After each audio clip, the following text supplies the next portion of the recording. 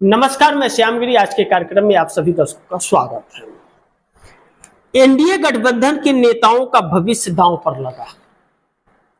NDA गठबंधन के जो घटक दल हैं, चाहे हम चंद्रबाबू नायडू की बात कर लें या बाकी लोगों की, चिराग पासवान जैसे लोगों का, या नीतीश कुमार का बात कर ले, तो नीतीश कुमार का तो बात शुरू करते बात खत्म हो जाती है, क्योंकि नीतीश कुमार के अंदर वह साहस और ताकत अब नहीं जो पलटा पलटी का खेल कर रहे थे, क्योंकि नीतीश के लोग ही बेवफा निकल गए और वह जा करके मोदी के साथ बैठ गए। लेकिन जब फंस गए मोदी, तो वह भी अपने अस्तित्व ढूंढने लगे कि हमारे राजनीतिक कैरियर, मोदी का राजनीतिक कैरियर 75 साल हो गया, खत्म हो रहा है, तो हम अपनी राजनीति क्यों खत्म करें। तो वह भी एक असमंजस्य परिस्थिति में है। ऐसे में एनडीए गठबंधन के नेताओं की जो भविष्य है वह नरेंद्र मोदी की वजह से दांव पर लग गया। एक तो वोट चोरी का आरोप लग गया, दूसरा चुनाव आयोग की विश्वसनीयता खत्म हो रही है। नरेंद्र मोदी के किए हुए हर कार्यों का काला चिट्ठा खुलने लगा कि जो भी कार्य कर रहे हैं गलत काम कर रहे हैं। विपक्ष असंवैधानिक सरकार बन रहा है। जब इतिहास लिखा जाएगा तो लिखा जाएगा कि एक असंवैधानिक सरकार में किन किन नेताओं की मौजूदगी थी, कौन कौन थे। तो वह अब अपने अस्तित्व बचाने की लड़ाई लड़ने लगे हैं। उन्हें लग गया कि भविष्य उनका नरेंद्र मोदी ने अंधेरे में डाल दिया। कहते हैं ना, 4 दिन की चांदनी फिर अंधेरी रात। अगर ज्यादा लालच आदमी करे तो ऐसा ही होता है, एक दिन मुंह की खानी पड़ती है। तो इस वक्त एनडीए गठबंधन के जो नेता हैं, चाहे वह अनुप्रिया पटेल हो, चाहे जयंत चौधरी हो, चिराग पासवान हो, जीतन राम मांझी हो, उपेंद्र कुशवाहा हो, इन लोगों के सबके दांव पे लग गए। ऐसा नहीं है कि चंद्रबाबू नायडू और नीतीश कुमार का नहीं, नीतीश तो खत्म है। चंद्रबाबू नायडू की तो बची हुई राजनीति थी, पूर्व बहुमत की सत्ता थी, लेकिन उनकी भी अब दांव पर लग रही है। वह भी नरेंद्र मोदी की वजह से बदनाम होते जा रहे हैं। अब ऐसे में बिहार एनडीए में बढ़ गया तकरार। बिहार के अंदर जो एनडीए है उसमें नीतीश कुमार तो ठीक है, वह अपना कर लिया। अब सीट कौन सा कौन लेगा, सीट बंटवारे तो हो गए, लेकिन कौन से सीट पर कौन लड़ेगा, इस बात को लेकर के पेच फंसेगा। लेकिन चिराग पासवान, जीतन राम मांझी, उपेंद्र कुशवाहा तो सीट के लिए ही अभी लड़ाई लड़ रहे हैं।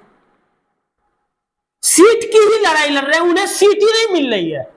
किसी को 10 तो किसी को 12 ऐसे सीट दिया जा रहा है। और चिराग पासवान अड़ गए हैं कि 45 सीटें तो चाहिए, अन्यथा एनडीए हम छोड़ देंगे।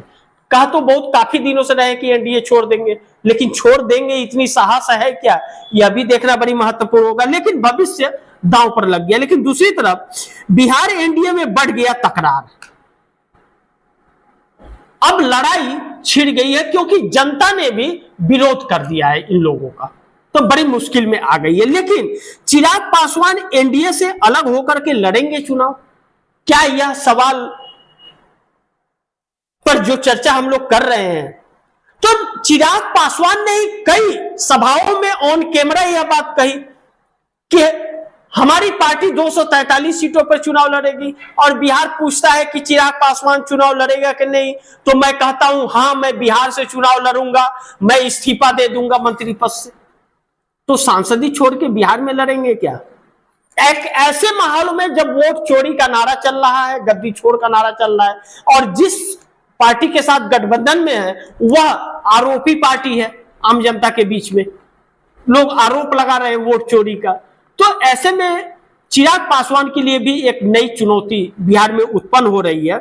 लेकिन सीटों को लेकर एनडीए गठबंधन में टूट हो रही है।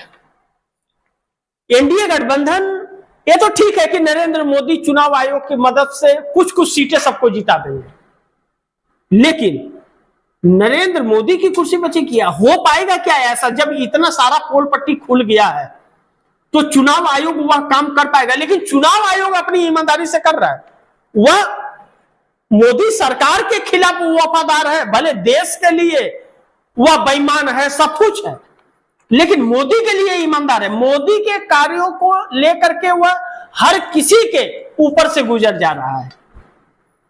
तो यह भी एक नया इतिहास है। चुनाव आयोग, ज्ञानेश कुमार ने कहा था यह नया चुनाव आयोग है, तो गांधी जी के 3 बंदर वहां बैठे हुए नया चुनाव आयोग बना करके, और वहां से चोरी का रिमोट दबा रहे हैं।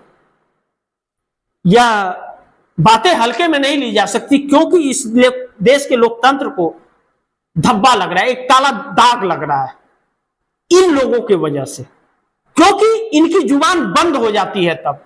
और जब प्रेस कॉन्फ्रेंस करने आएंगे तो भाजपा के प्रवक्ता बन के आ जाते हैं, जैसे वह राजनीति करने बैठे, अफसर नहीं है, राजनीतिक प्रवक्ता है भाजपा के, और उनको बचाने के लिए भी भाजपा भी प्रवक्ता बन जाती है। लेकिन दूसरी तरफ सीटों को लेकर एनडीए गठबंधन में जो टूट हो रही है, उन सीटों पर पेच फंस गया है और चिराग पासवान 45 सीटों के लिए अड़ गए हैं कि हमें 45 सीटें चाहिए, अन्यथा हम एनडीए छोड़ करके अलग से चुनाव लड़ेंगे। यह एक बड़ी मुश्किल खड़ा हो गई है। लेकिन मोदी की कुर्सी एनडीए छीन लेगा, क्या यह बात कही जा सकती है? क्योंकि एनडीए गठबंधन के दम पर ही मोदी की कुर्सी है। एक तरफ आरएसएस कुर्सी छीनने की तैयारी में है कि इनको कैसे, अब कमजोर हुए हैं, अब अगर नहीं हटा पाए तो फिर बाद में नहीं हटा पाएंगे। अब अगर मोदी को नहीं हटा पाया आरएसएस, तो इसके बाद कभी हटा नहीं पाएगा। अगर थोड़े मजबूत हो गए नरेंद्र मोदी, तब तो आरएसएस को कुछ नहीं समझेंगे। आज सरेंडर किए हुए ऐसे एनडीए गठबंधन के जो घटक दल हैं, जिनको ईडी सीबीआई का डंडा बजा करके लाया गया था, अब उनके हाथ भी मौका लगा है कि यही वक्त है, हिसाब बराबर कर लो, अन्यथा मुश्किल हो जाएगी जीना। और एक बार यह सत्ता से गए तो फिर दोबारा तो इनके लिए सत्ता सपना हो जाएगा, क्योंकि इन्होंने न पार्टी छोड़ी, न लाज न हया। परिस्थितियां ऐसी हो गई कि सरकार के ऊपर से देश ने अपना भरोसा खो दिया। अब कुछ भी कर ले, इनके ऊपर भरोसा नहीं होगा। अब ऐसे में मोदी भारी भरकम दबाव में आ गए। अब ऐसे में नरेंद्र मोदी के ऊपर जो एक तो आरएसएस का दबाव अलग से पड़ रहा है, एनडीए गठबंधन के लोगों का दबाव पड़ रहा है, चंद्रबाबू नायडू अलग प्रेशर देते जा रहे हैं, देश में अलग एक माहौल बन रहा है सरकार के विरोध में, चुनाव आयोग ने अलग फंसा दिया है, सारी जो चोरी डकैती थी सब खुल करके सामने आ गई। अब तो भ्रष्टाचार भी खुल के सामने आने लगा और अपनी ही पार्टी के ऊपर भाजपा के ही नेता आरोप लगाने लगे कि हमारे वोट को भी इन लोगों ने कटवा दिया था, हमें हराने का प्रयास किया था। नितिन गडकरी ने खुलेआम कहा, उसके बाद भी वह जीत गए तो मुंह काला हो गया। तो ऐसे में मोदी के लिए पीएम मोदी भारी भरकम दबाव में है। उधर चंद्रबाबू नायडू कभी भी झटका दे सकते हैं अपने अस्तित्व, वह देश के लिए नहीं, वह अपने अस्तित्व को बचाने के लिए। यहां सब अपने अपना गुटी सेट कर रहे हैं, अपना काम बनता तो बाहर में जनता, पूरे एनडीए वाले सब अपने अपने बचाव में लगे हुए हैं। और मोदी एक ऐसे कमजोर प्रधानमंत्री के रूप में आकर खड़े हो गए कि हर किसी के मोहताज हो गए। देखना बड़ी महत्वपूर्ण होगा कि आगे क्या होता है। जो भी होगा खबरें आप दर्शकों तक लाते रहूंगा।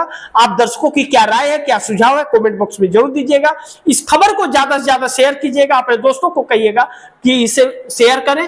आपने चैनल को सब्सक्राइब नहीं किया, सब्सक्राइब कर लीजिए, अपने दोस्तों को भी कहिएगा चैनल को सब्सक्राइब करें। मिलते हैं फिर अगली खबर के साथ, तब तक के लिए नमस्कार।